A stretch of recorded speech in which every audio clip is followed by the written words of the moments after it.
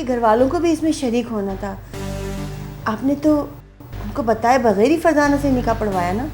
आपने फरजाना का हाथ मेरे हाथ में दिया है, मेरे घर वालों के नहीं। पता नहीं लोग अपने प्यारों की मौत कैसे भूल जाते।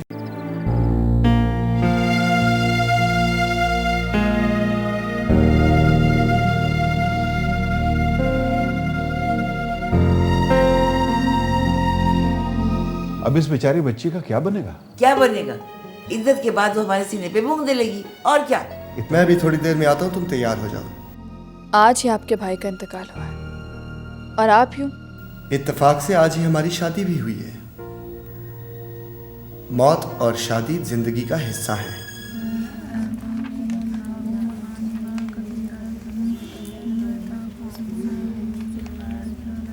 कहाँ रहे तुम रात भर? पापा, कुछ जरूरी काम ऐसे थे जिन्हें मैं अवॉइड नहीं कर सकता था। आपकी तबीयत ठीक है पापा? ठीक हूं बेटा, जाओ तुम आराम करो।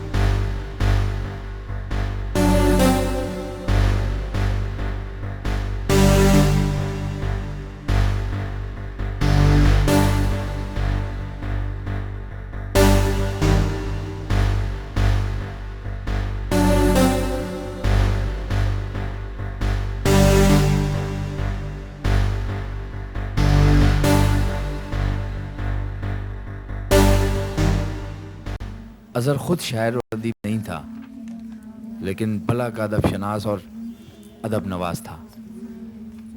कई तंजीमों ने आर्ट्स काउंसिल में उसकी याद में ताज़ियती नशिस्त रखी है। हाँ, अच्छे आदमी को तो सभी याद रखते हैं, और मेरे अज़हर ने तो सारी उम्र मोहब्बतें ही बांटी। बेशक हम अज़हर को कभी ना भुला पाएंगे।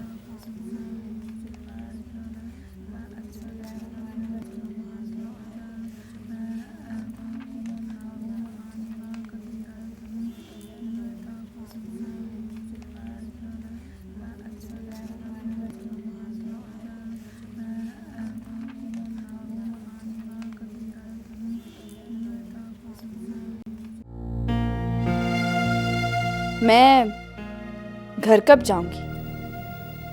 कौन से घर?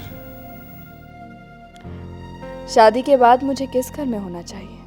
जो तुम समझ रही हो ऐसा कुछ नहीं होगा। क्या मतलब?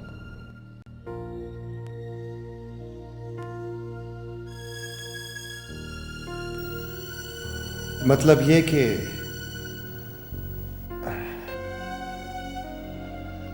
मैंने अपनी शादी घर में भी डिस्क्लोज नहीं की है, और तुम भी हमारी शादी के बारे में किसी को नहीं बताओगी। लेकिन क्यों? जब शादी हो गई है तो फिर छुपाने की क्या जरूरत है? क्या आपके पापा मुझे एक्सेप्ट नहीं करेंगे? ऐसी बात नहीं है। शादी के लिए मुझे किसी की इजाजत या रजामंदी की जरूरत नहीं है। मैं खुद मुख्तार हूं। तो फिर मसला क्या है? देखो फरजाना, अजहर भाई की डेथ को अभी सिर्फ 3 दिन हुए हैं। घर के सोगवार माहौल में मैं तुम्हें कैसे लेके जा सकता हूँ? ये भी ठीक है। कहाँ आप शादी की बात पर कान भी नहीं धरते थे। और कहाँ ये अचानक हंगामा खीजी में शादी हो गई। अभी तक मुझे कुछ समझ नहीं आ रहा। ठीक है, अजहर भाई का चहलम हो जाए फिर आप मुझे घर ले जाइएगा। नहीं, मैं तुम्हें किसी भी गलत फहमी में नहीं रखना चाहता। मैं जब तक चाहूंगा ये शादी खुफिया रहेगी। तो क्या तब तक मैं इस होटल में पड़ी रहूंगी? देखो, मैं तुम्हें लग्जरी फ्लैट ले दूंगा, उसमें तुम चाहो तो अपनी अम्मी को साथ रख सकती हो, या फिर अपने घर में रहो अपनी अम्मी के साथ। तो माँ बेटी की जिम्मेदारी अब मेरी है। मुझे कुछ समझ नहीं आ रहा। जो मैं कह रहा हूँ वैसा करो, आहिस्ता आहिस्ता सब कुछ समझ में आ जाएगा। ओके?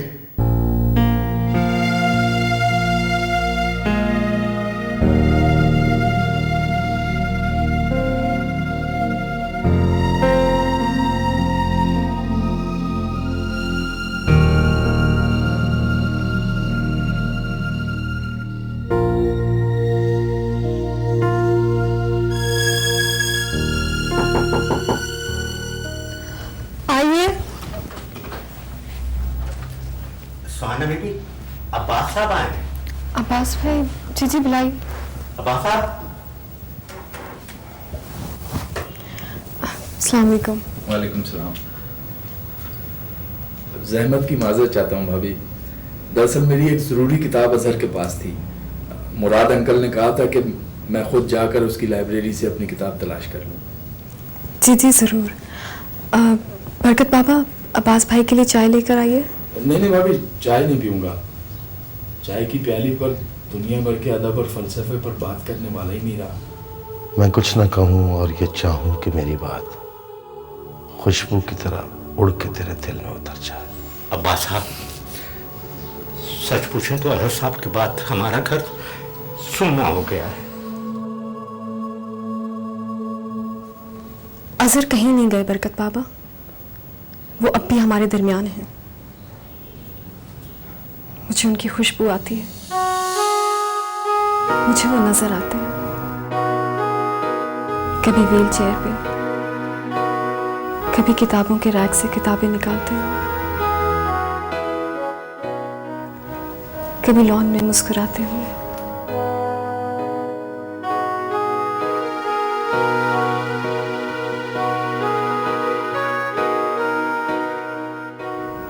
जिंदा लोग कभी नहीं मरते, हमेशा अपनों के दरमियान रहते हैं।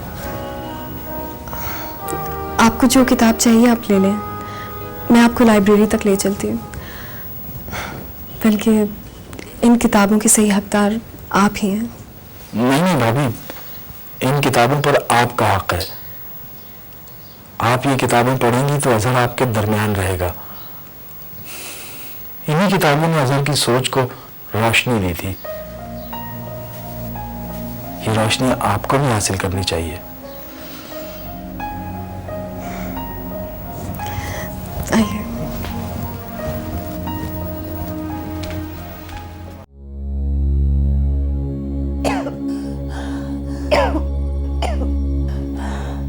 ये क्या बात हुई? असफर शादी को चोरी की तरह छुपा रहे। अम्मी, मैंने आपको सारी बात बताई तो थी। हमें उनकी मजबूरियां समझनी चाहिए। खूब समझती हूँ मैं तो चाहती थी कि तुम्हारी शादी अपनी ही तरह के किसी घर में हो, लेकिन तुम पर तो असफर के इश्क का बोझ सवार था। ऐसे ही होते हैं ये रईसज़ादे, शादी करके सारे खर्चे उठाते हैं, लेकिन बीवी को उनका जायजा कभी नहीं दिलवाते। छोड़ दिया ना उसने तुम्हें तुम्हारे घर पर, और तुम देख लेना वो कभी दुनिया वालों पर यह रिश्ता जाहिर नहीं होने देगा। अम्मी, कभी तो कुछ सोचकर बोल लिया करें। आप जानती हैं आप क्या कह रही हैं? हाँ, ये एक तल्ख हकीकत है। बहुत बड़ी गलती हो गई हमसे। अब इस गलती का खामियाजा सारी जिंदगी भुगतना पड़ेगा।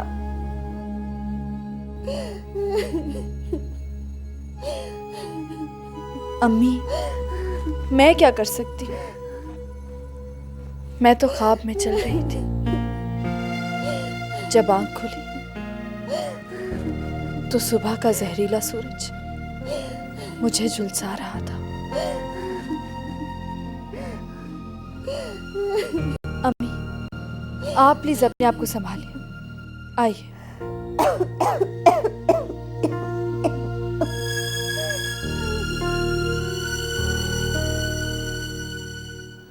पेपर में रिसेप्शनिस्ट की जॉब के लिए ऐड दे दो। जी सर, मिस फरजाना ने जॉब छोड़ दी। कई दिनों से ऑफिस भी नहीं आ रही। तुमसे जो कहा है वो करो। मिस फरजाना ने रिजाइन कर दिया। Okay? Sorry sir, I mean okay sir.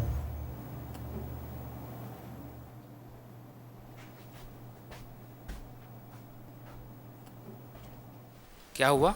क्यों परेशान लग रहे हो? कुछ गड़बड़ है क्या? कुछ गड़बड़ तो ज़रूर है। कह रहे हैं फरजाना ने रिज़ाइन कर दिया है। अल्लाह ही जाने रिज़ाइन कर दिया है, रिज़ाइन ले लिया गया है। मुझे तो ऐसा लग रहा है सर ने फरजाना से खुफिया शादी कर ली है। दीवारों के भी कान होते हैं, सबको मुलाजमत से निकलवाओगे क्या? ये क्या कॉर्नर मीटिंग्स हो रही हैं? नहीं सर, कुछ नहीं sir. Sorry sir. Sorry sir.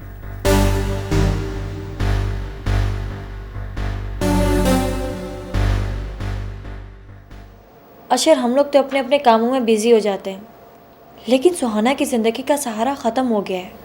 हाँ जेनी, आजकल मैं भी सुहाना के बारे में बहुत परेशान हूँ। क्यों? असफर भाई ने फिर कोई हरकत की है क्या? नहीं, आई डोंट थिंक सो, वरना सुहाना बता देती। वैसे भी असफर भाई ज़्यादातर आजकल घर पर नहीं होते, पता नहीं कहाँ गायब होते। I think he started to feel guilty now. Suhana please मेरी बात सुनो। मैं जानता हूँ तुम मुझसे नाराज़ हो। मैंने आपसे कोई बात नहीं करनी।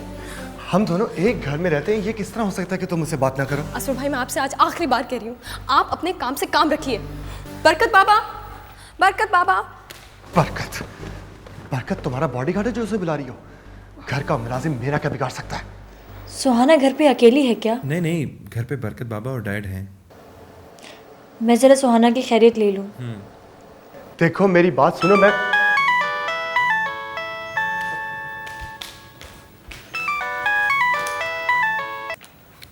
हेलो जेनी, ठीक तो हो ना? असफर, देखो अखबार में टेंडर नोटिस आया है। जी पापा, आ रहा हूँ। मैंने तुमसे कहा ना, मैं बिल्कुल ठीक हूँ। मुझे अपनी हिफाजत करना अच्छी तरह आता है, तुम बिल्कुल फिक्र मत करो। और तुम ये अशर के साथ कहाँ घूम रही हो? मैं कंप्यूटर इंस्टीट्यूट जा रही हूँ। अशर मुझे ड्रॉप कर देगा। सुहाना भी आपने बुलाया था? एक मिनट होल्ड करना। जी बरकत बाबा, चाय बना दे। अच्छा। हाँ जेनी, मैं शाम में तुम्हारे घर पे आऊँगी, ठीक है? खुदा हाफिज़।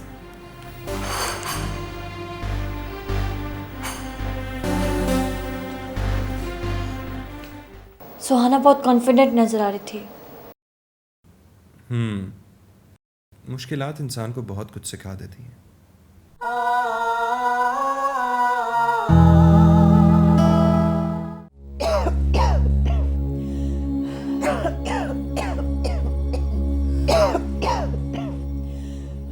ये ले। बस बेटा बस, अब मुझे उबकाई आ रही है। कितनी गोलियां खिलाएगी तू मुझे? अम्मी, अभी 6 हफ्ते का कोर्स बाकी है, खाएंगी नहीं तो ठीक कैसे होंगी? लेकिन बेटा, ये तीसरी बार तू 6 हफ्तों का कोर्स करवा रही है। देख, बीमारी से लड़ने की एक उम्र होती है। अब मेरे जिस्म में बिल्कुल ताकत नहीं है। ये दवाइयाँ डॉक्टर ने आपके लिए लिख कर दी हैं, खाएंगी नहीं तो ठीक कैसे होंगी? खाइए प्लीज। अम्मी। अस्सलाम वालेकुम। वालेकुम अस्सलाम। आप तो दवा खाते हुए बच्चों की तरह बिहेव करती हैं। असफर मियाँ, या तो बेटियों को रुखसत करते हैं या घर दामाद रखते हैं, लेकिन आपके साथ तो कोई तीसरा ही मामला है। आंटी, मैं आम बंदा नहीं हूँ, इसीलिए मेरा हर काम दुनिया से अलग होता है। अच्छा, अब आप ये टैबलेट्स मेरे कहने से ज़रूर खाएंगी, क्योंकि अगर आप नहीं खाएंगी तो ये टैबलेट्स मैं खा लूँगा। मैं तो वैसे ही टैबलेट्स खाता रहता हूँ। वैसे आप मेरी समझ में नहीं आते। कभी कभी तो एक मासूम जिद्दी बच्ची की तरह लगते, और कभी कभी कभी कभी क्या? कुछ नहीं। धीरे धीरे आप समझ जाएंगी कि मैं कैसा आदमी हूं। अब आपके लिए कुछ खाने को लाऊं? वैसे मैं घर के खाने का शौकीन तो नहीं हूं। पका क्या है? चिकन पुलाव। नॉट बैड, चलेगा, ले आओ। मैं लाती हूँ। और हाँ आंटी, ये 2 टैबलेट्स रह गई हैं, ये खा लें।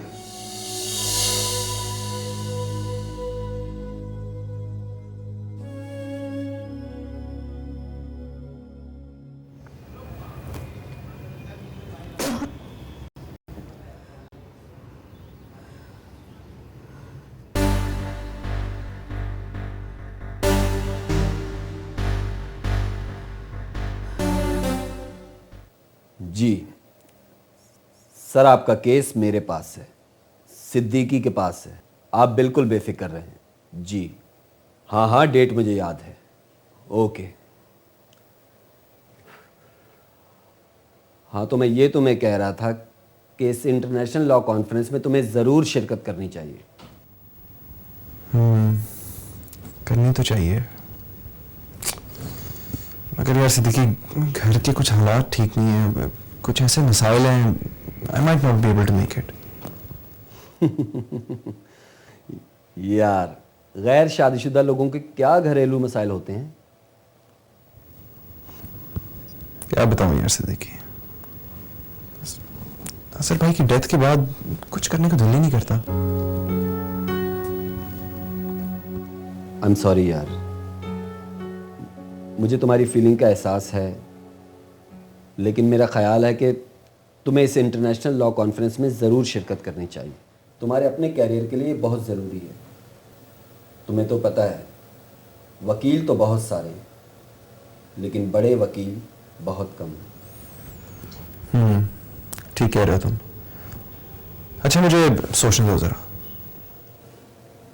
सोचने का वक्त नहीं है, सिर्फ 2 दिन बाकी हैं, 2 दिन।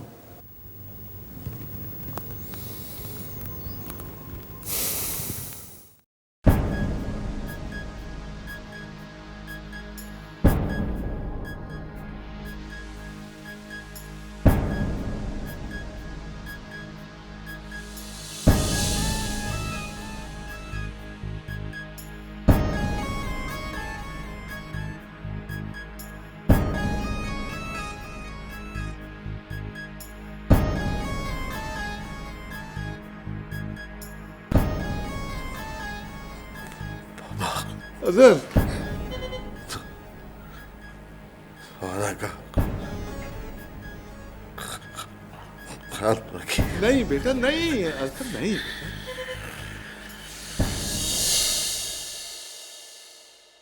आई am sorry, he is no मोर।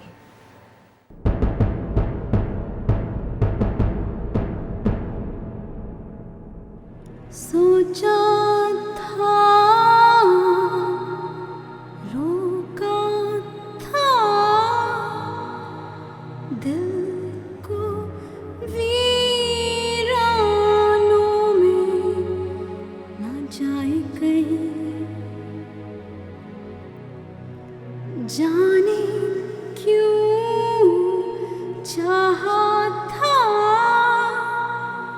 जंगल में दीवारें बनाए कोई, क्यों ऐसी है आधी पूरी जिंदगी, जिसको देखो अजनबी, तस्वीरों में ही के रंगों में कहीं तितली उड़ती ही रही।